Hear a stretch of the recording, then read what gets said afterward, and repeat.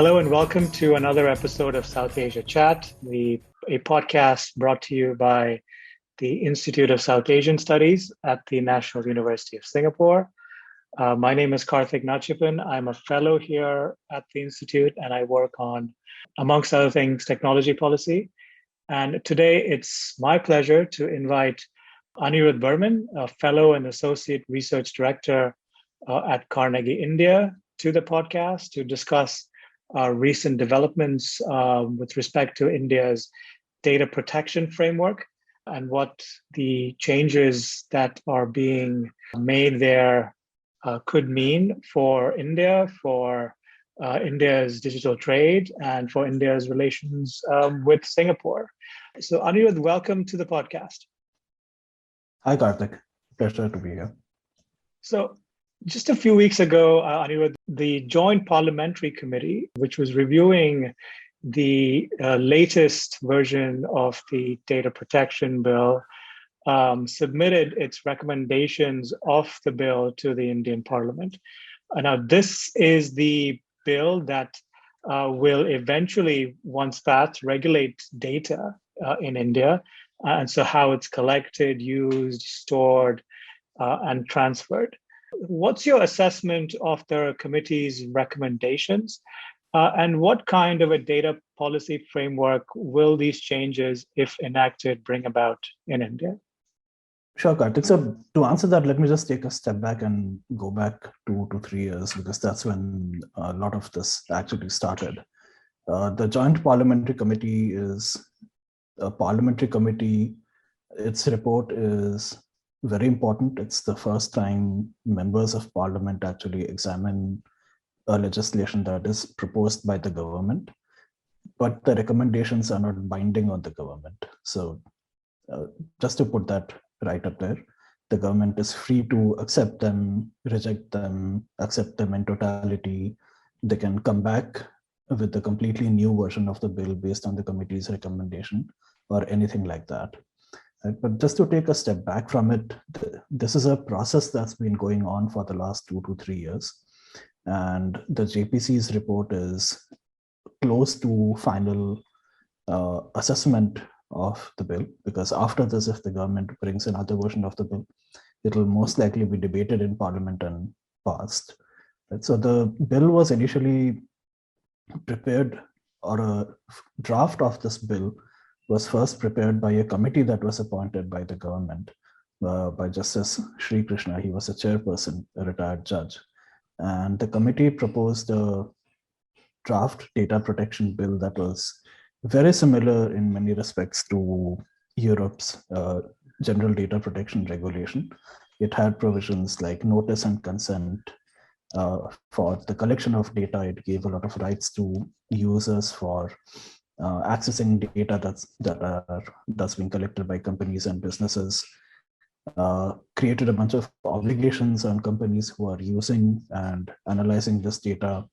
They had to maintain minimum standards on storage, privacy, safety, do periodic impact assessments about the risks of collecting their data and so on. And there were penalties associated with this. And it had also proposed a data protection authority to monitor a lot of this, and it would actually regulate the entire sphere of data privacy regulation within India. So it was quite an expansive framework that was prepared, and this was the version that was then circulated in the public domain. The government sought public comments on it for over a year, and it made some changes. There were some pretty critical modifications to that legislation that was initially proposed by the committee. A couple of those, just to highlight the changes. One, there was a lot more leeway or powers of exemption given to the central government to actually exempt surveillance agencies and investigative agencies from the ambit of this bill. And this was something which was radically different between the committee's version and the government's version. The other was this new concept of non-personal data, because the initial version only looked at issues of privacy and personal data. This bill, the government's version, actually gave the central government the power to mandate the collection of non-personal data as well. And it wasn't clear whether there would be any compensation provided for it, whether there would be any mitigating circumstances that would require this collection, or and so on and so forth. So these are just two examples that were pretty significant changes. So this version of the bill then went to the JPC.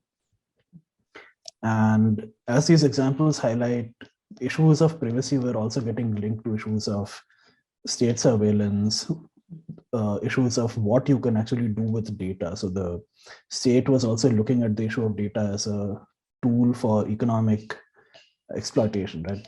That was what the whole idea of non-personal data was.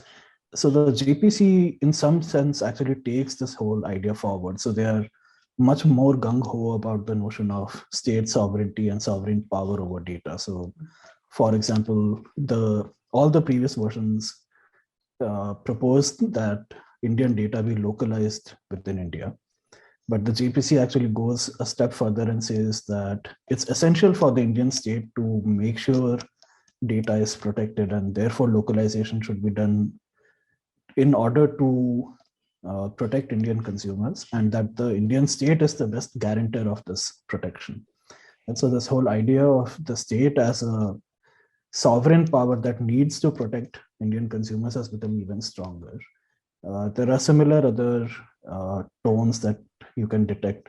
So for example, they've said social media companies should now be registered in India. And not only that, if they're actually functioning as platforms rather than intermediaries, which is if they're actually publishing content rather than just being a platform for the publication of content, right? They should not be given exemptions from liability that is generally accorded to intermediaries. So the idea is that, again, there should be far greater state control over platforms who are publishing content. Similarly, non-personal data, the committee has actually fully endorsed the view of the government that non-personal data is a tool for economic exploitation, and the country would benefit if you have a framework for mandating access to non-personal data. So these are some of the big themes that are now coming out of the JPC report, where you are not only seeing a focus on privacy, but also a lot more focus on economic issues of state sovereignty in this digital economy. That's the broad thrust. So there's a lot to unpack there. And I hope we can pick on some of those strands in this conversation. I want to go to one specific aspect which you mentioned, data localization. And the initial versions of the bill did call for a strong dose of localization.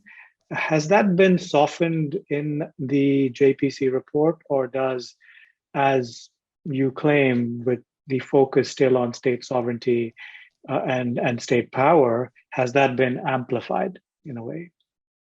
It's actually been amplified. So like I said, the JPC report is actually version 3 of the bill. Version 1 had, like you pointed out, a framework for data localization where there were 3 buckets of data, categories of data. There was personal data, sensitive personal data, and critical personal data. And the committee, the version 1 of the bill basically said that everything except normal personal data needs some form of localization. The second version, the government's version of the bill, toned this down a little bit and said, you can actually have free transfer of sensitive personal data as well, provided there are certain safeguards like binding contractual agreements and adequacy arrangements with other countries where you're actually taking this data to. So this is similar to what the European Union has under the GDPR. And the third bucket, critical personal data, would have to be localized. And the problems there were mainly about how you would define critical personal data and what would actually fall within that bucket, because that was a source of significant uncertainty. The committee has not toned this down, but what they have said is that even when you transfer data out, the central government has to have a role in making sure that that data is then not transferred to a third country or is brought back to India within a particular time. And that's an additional administrative compliance that all companies would have to bear. And the implication is pretty clear, which is that you cannot trust what private companies are doing, and the central government is the best guarantor of this protection. So they've actually taken a far more state-centric view of localization than even version 1, if I might say so.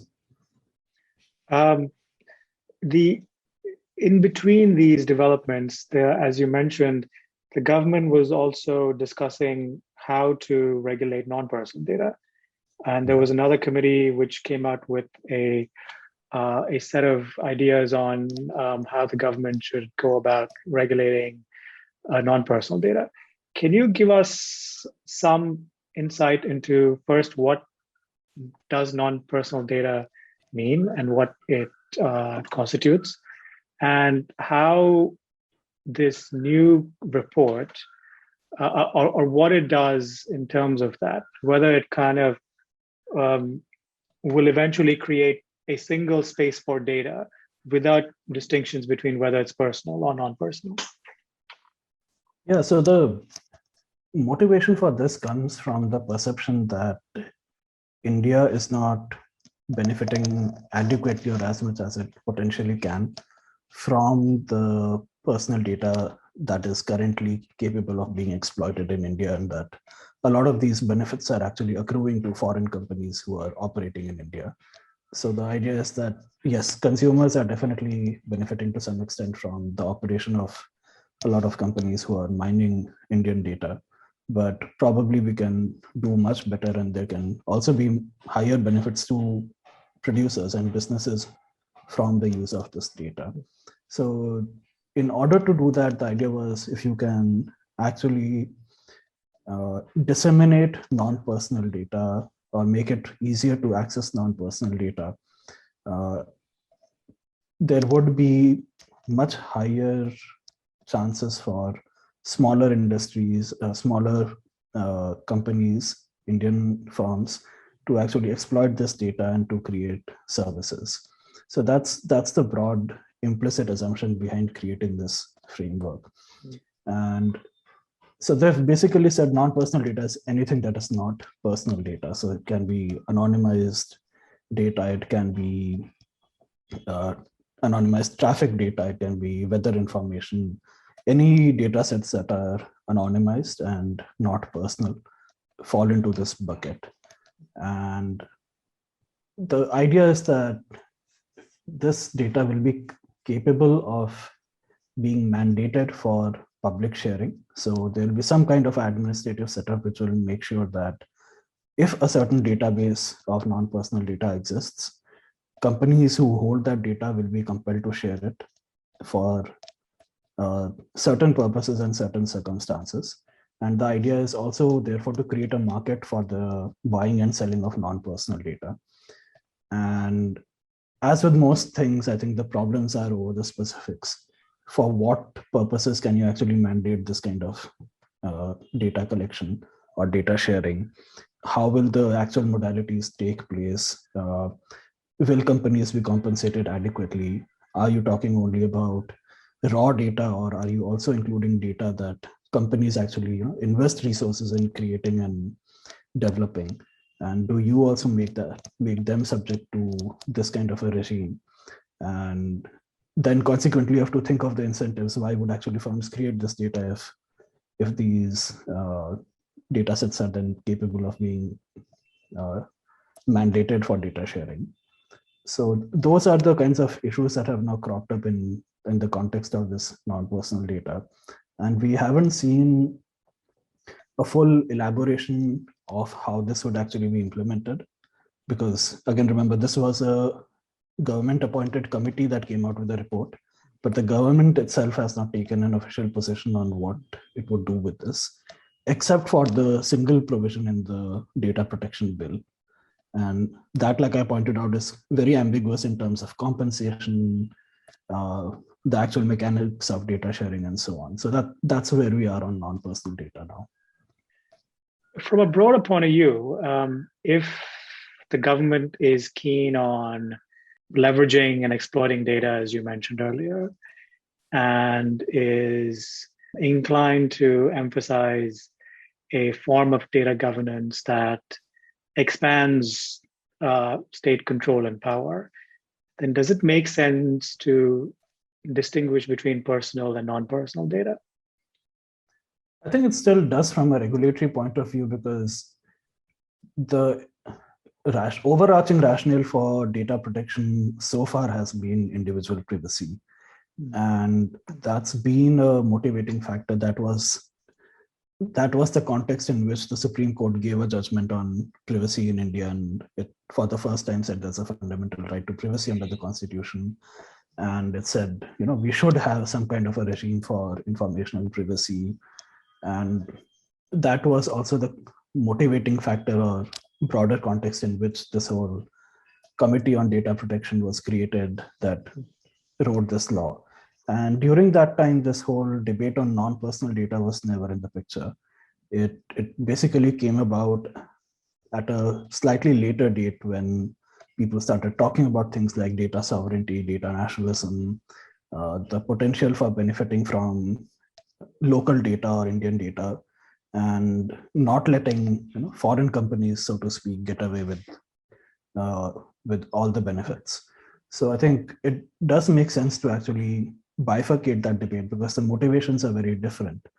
And ideally, if you're looking at it from the point of view of privacy, we should be trying to at least say, look, one issue is still about data privacy regulation, and we can talk about whether the bill is doing adequately on that front or not. But the other part is completely distinct. It's about economic exploitation. And that should not be mixed with this issue of privacy. So if there's going to be a regulation, there has to be a regulator. And the initial version of the bill called for, as you mentioned earlier, a data protection authority to be created and to manage not just this framework, but also data and how the obligations of different kinds of actors, including the government and private sector and citizens with respect to data. So where are we on the Data Protection Authority? Do these recommendations affect that agency in any way? And how quickly do you think such an agency can be up and running once the bill is passed? Yeah, the bill does propose a Data Protection Authority, and I think this is, again, inspired, if not borrowed, from a bunch of data protection legislation or regulation everywhere else. And the idea is to have a single regulator at the national level that would basically regulate data privacy issues across the economy.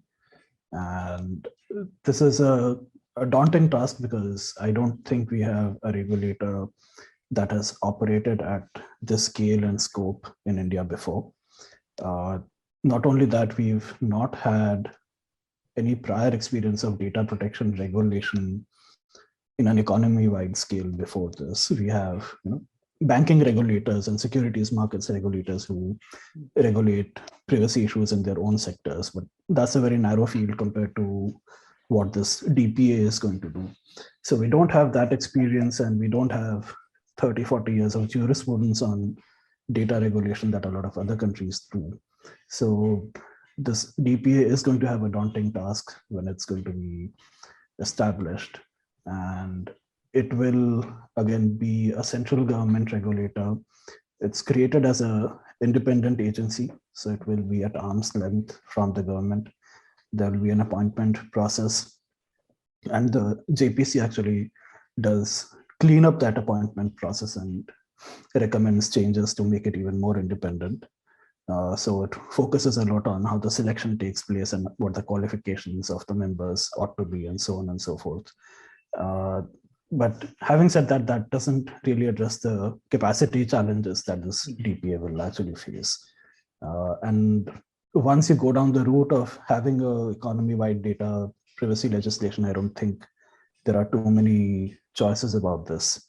People have talked about different designs. So people have said you could have sectoral regulators do data protection regulation and let this DPA only regulate parts of the economy that are not currently regulated.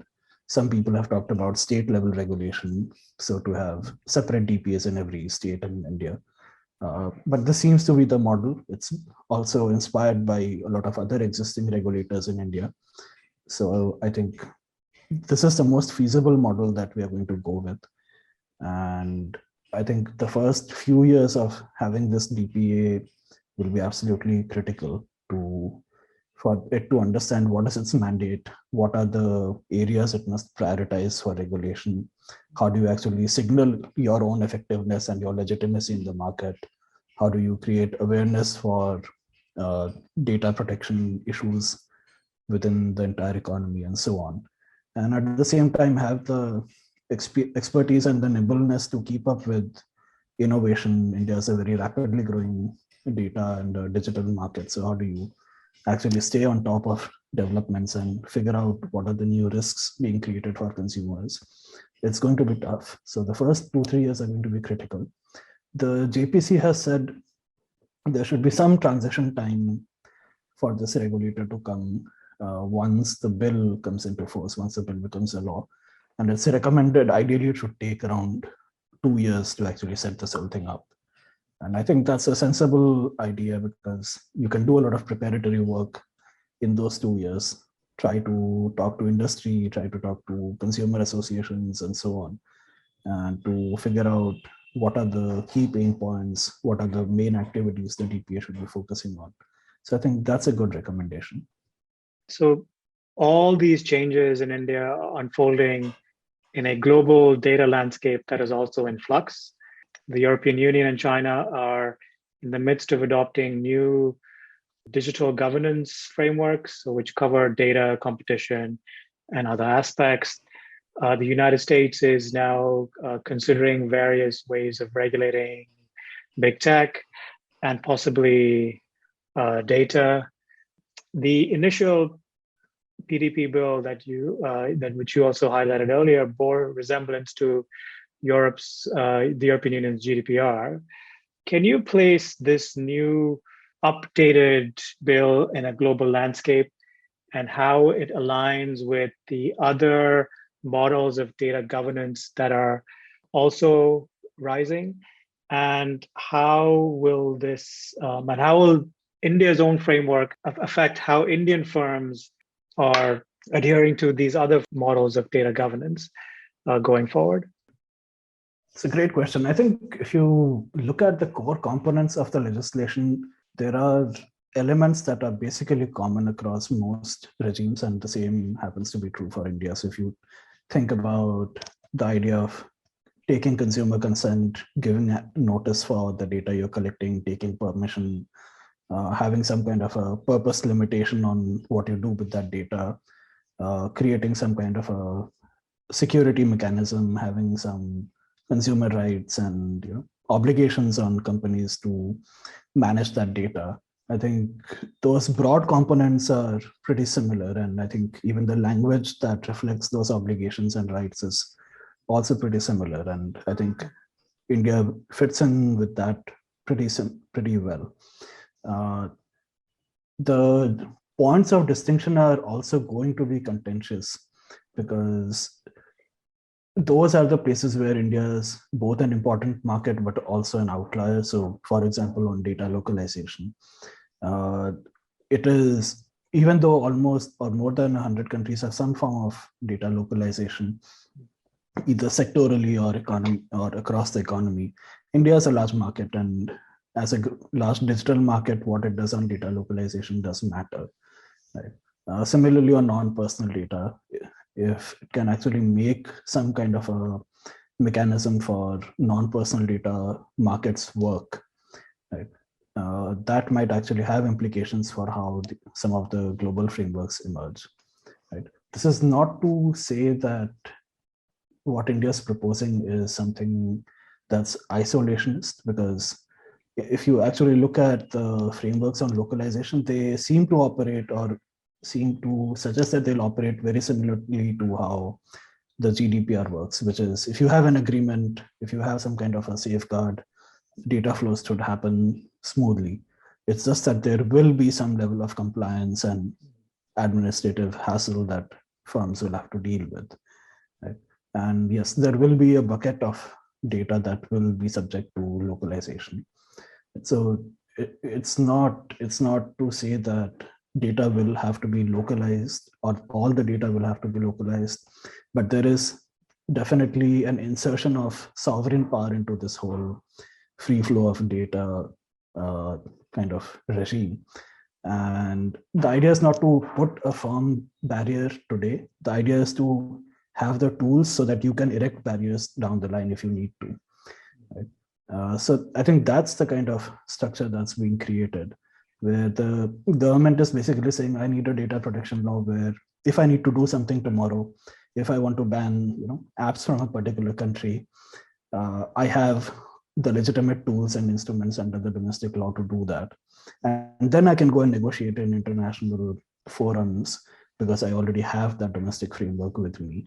So I think that seems to be what is at play here.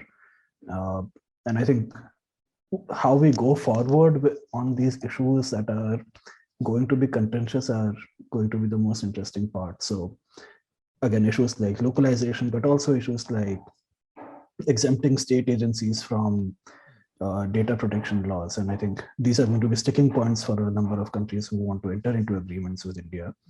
Right? So I think we should be focusing on the contentious issues, but the broad parameters, I think, of the debate, they're pretty harmonious.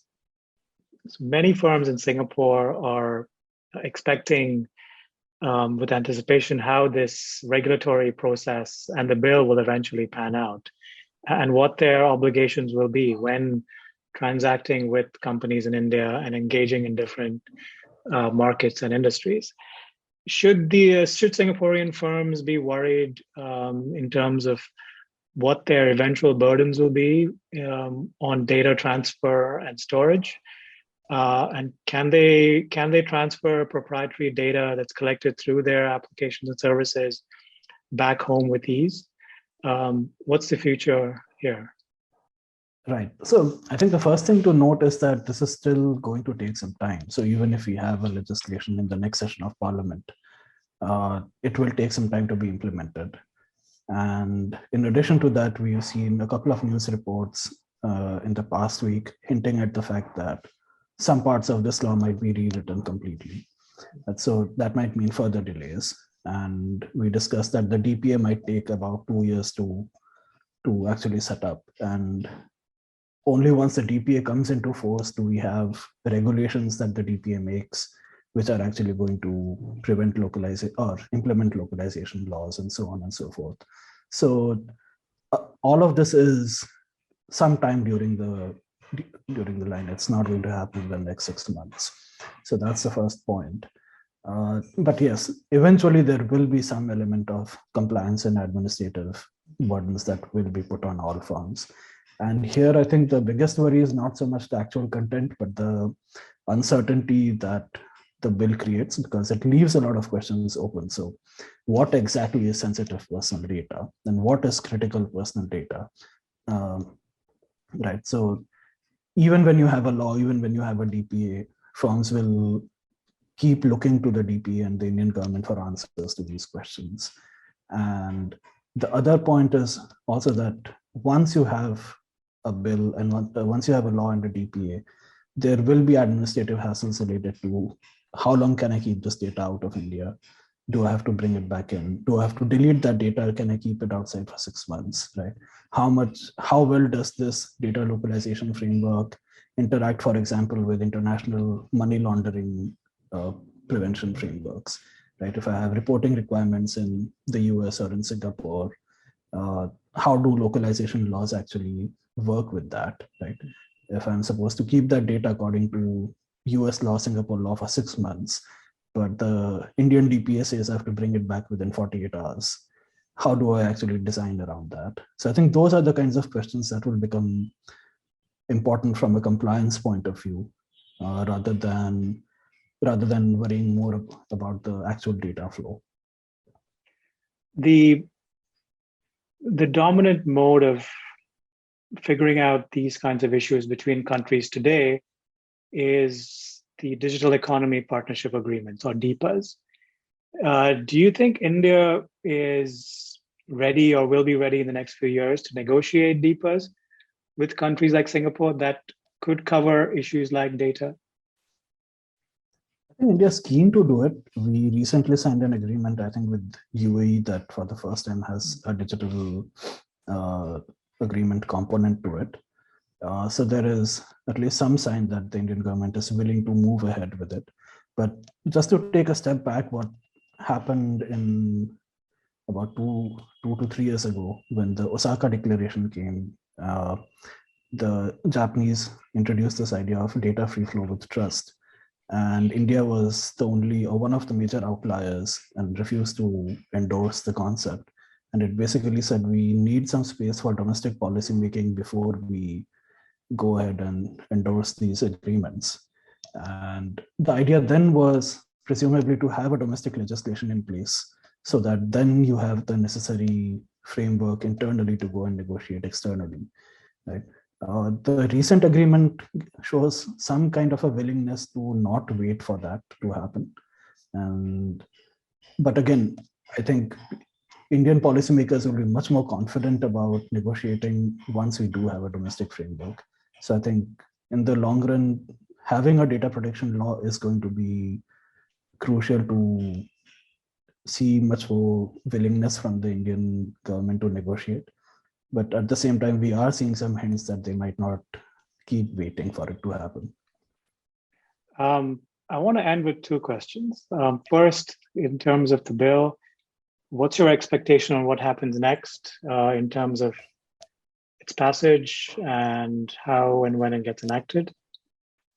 So on that, I think the answer is really weird and uncertain because we thought the JPC report was going to be close to the final step to the passage of the legislation. And if not all recommendations, but at least some of the more technical and workmanlike recommendations of the JPC would go into the bill and the bill would be accepted and then move to debate in Parliament. But we have seen a couple of news reports, and again, these are just news reports, we don't know for a fact, that the bill might be rewritten in some form or the other, which hints at the fact that the JPC process was probably not enough for the government to finalize its thinking on the legislation. So maybe there is some fresh thinking on some of the issues that are more contentious, and the government might want to take some more time to come back to Parliament with a piece of legislation. Yeah, so the initial idea was there would be some kind of a bill that will go through Parliament, at least in the next session of Parliament, but it doesn't seem so clear now. And finally, we haven't talked about it much, even though we started off the conversation talking about it. Privacy, which was supposed to be the kind of guiding light behind this whole regulatory exercise. But we've come far from that in terms of what we want to do with respect to data and how it should be managed and handled. Where does this leave privacy in India?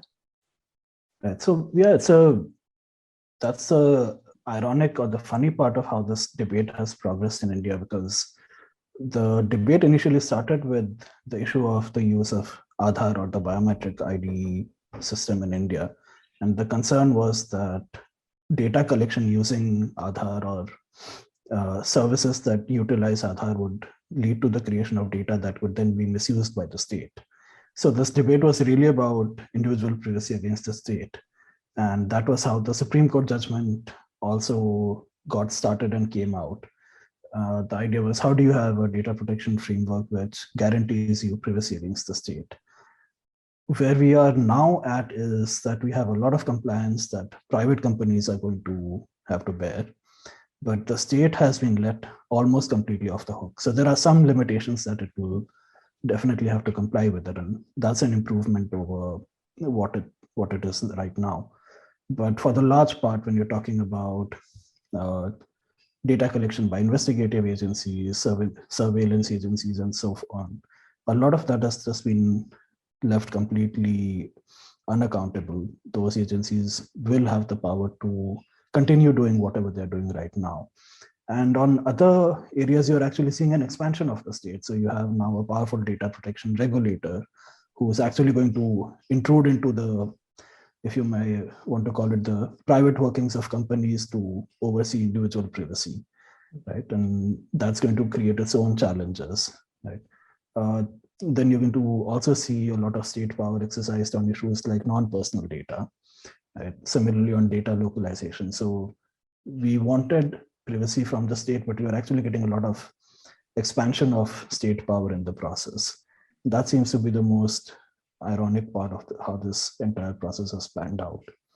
And the JPC process actually expanded on it even further. So we'll have to now wait to see what the final version of the bill looks like.